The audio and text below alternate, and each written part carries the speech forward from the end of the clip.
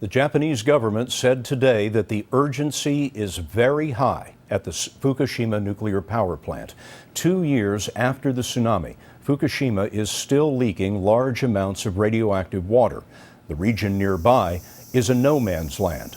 But Seth Doane went back with a man whose home is now in a radioactive ghost town.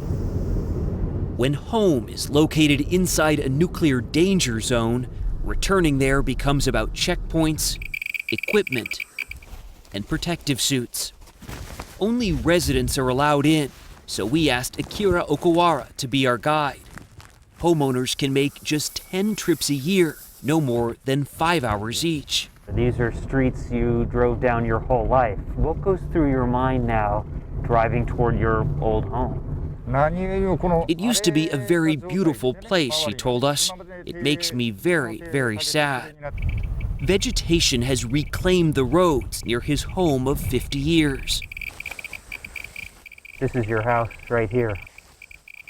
The only sounds were insects and the eerie ticking of our radiation meter. Nearly 2.5 years later, bills sat unopened in this house occupied only by animals. There's a newspaper here from 2011.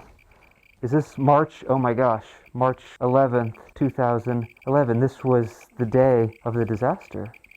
Okuma and his family thought they'd be gone only a few hours. Pictures of his 3 kids laden in radioactive dust hang in the living room. I want people around the world to understand what Fukushima is facing, he told us, and how we're still suffering. With so many reminders, he told us it was hard to move on. The train hasn't rumbled through here in years. Laundry sits unfinished in the local laundromat. There were around 11,500 people here in the town of Okuma who fled when a cloud of radiation engulfed this area, just about 2 miles from the Fukushima Daiichi nuclear power plant. Okuma still waits for a decision from TEPCO, the company that owns the plant, regarding compensation for his home. I've passed the stage of being angry. What would change if we're angry, he told us. I feel like I'm just giving up now.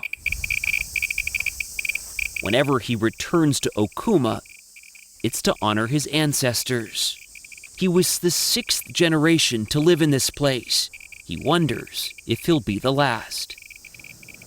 We've unmasked Seth Doane, and he's joining us now here on the set. Seth, what is the government doing about cleaning this up? Well, a number of things. 275,000 people, including Okuma, are still living in temporary housing. He is dying to get into a permanent home, and he's working, paid for by TEPCO, with about 6,300 other people every month that are working to scrape the topsoil, that contaminated soil. So as you drive into the area near his home, you see bags and bags of this contaminated soil just lined up along the roadway. Amazing. Seth, thanks very much.